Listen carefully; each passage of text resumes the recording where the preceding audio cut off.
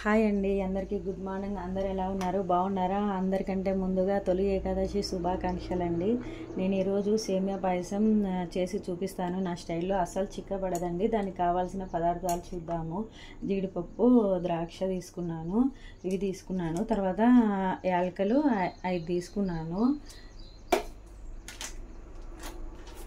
1 litre పాలు తీసుకున్నాను. సేమియా మేమిద్దరమే అండి ఉండేది, అందుకే సేమియా కొంచెం తీసుకున్నాను.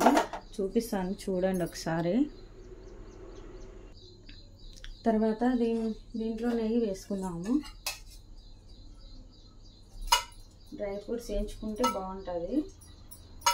డీప్ ఫ్రై చేసుకున్నాము.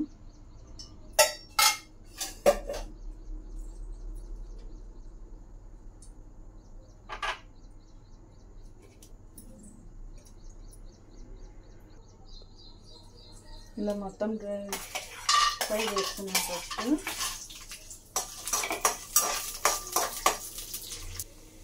ఇలా బాగా ఫ్రై చేయాలి.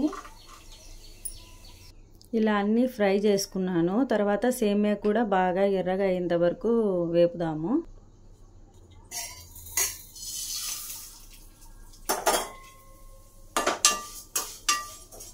ఓ పక్క పాలు వేడి చేసుకున్నాము.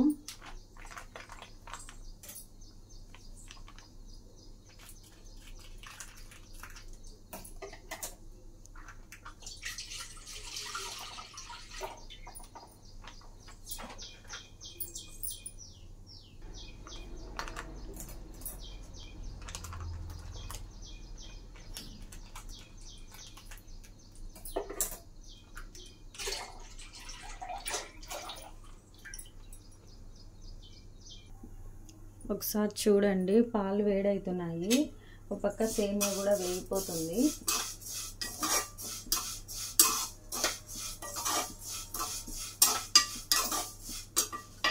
ఇలా కలర్ చేంజ్ కావాలి బాగా. ఓకే అండి, సేమియా అంతా బాగా వేగిపోయింది.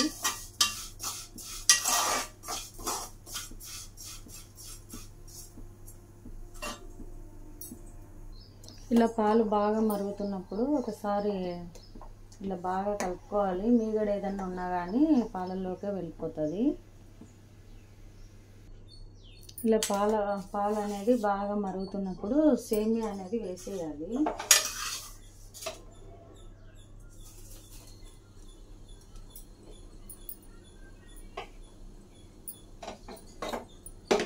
సేమియా అనేది ఇలా బాగా వేసేద్దాం దీంట్లోకి.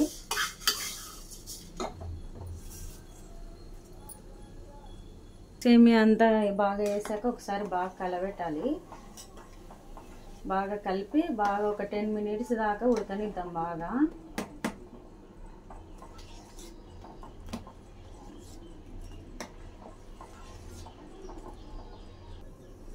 బాగా ఒక 10 నిమిషాలు బాగా మరగబెట్టాలి ఫ్రెండ్స్. సేమియా ఎంత బాగా ఉడికితే అంత టేస్టీగా వస్తుంది సేమియా పాయసం అనేది. నేను సేమియా ఎంత తీసుకున్నానో అంత క్వాంటిటీలోనే చక్కెర కానీ తీసుకున్నాను. కరెక్ట్గా సరిపోతుంది ఈ చక్కెర అయితే కనుక.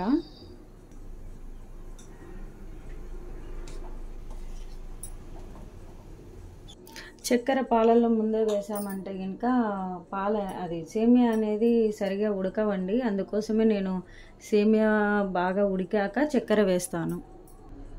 ఇప్పుడు సేమియా చూడండి బాగా ఉడికింది. ఈ టైంలోనే షుగర్ యాడ్ చేసుకోవాలి.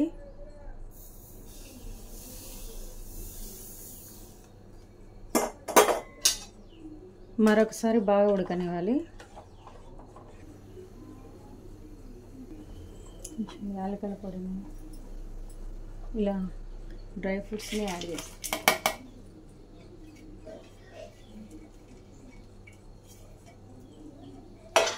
ఒకసారి బాగా కలపండి.